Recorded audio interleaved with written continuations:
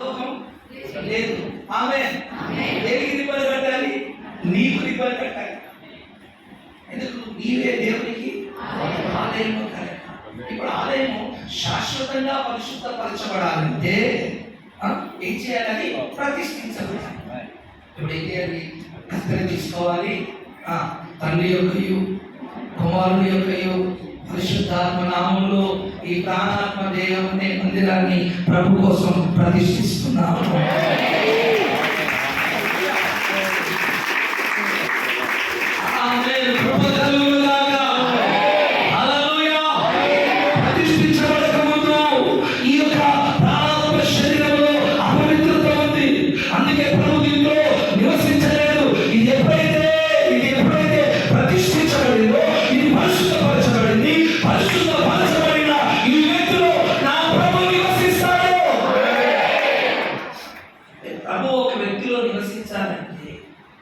ఒక వ్యక్తి దేవునికి దేవాలయంగా మారాలంటే మొదట ఏం కావాలి?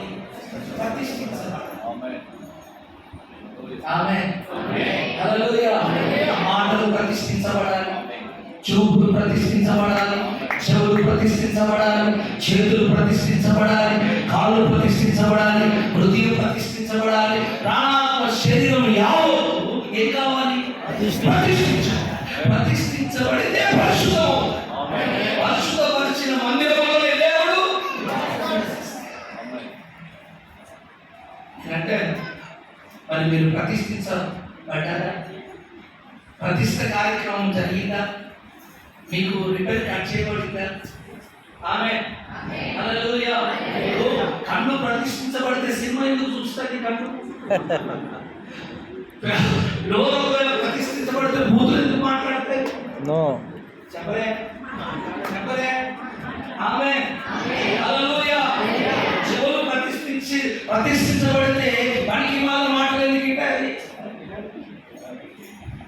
ఆలోచించండి. అందుకే దేవుడు ఏమంటున్నాడంటే నేను నీలో నివసిస్తాను.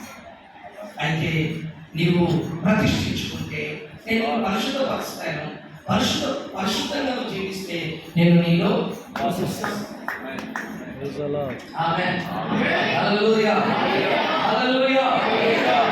ఎప్పుడైతే ప్రభు నీలో నివసించడం ప్రారంభిస్తాడో ఇక నీ జీవితం విప్లవాత్మకంగా ఉంటుంది. నీ బ్రతుకు ఆశీర్వాదకరంగా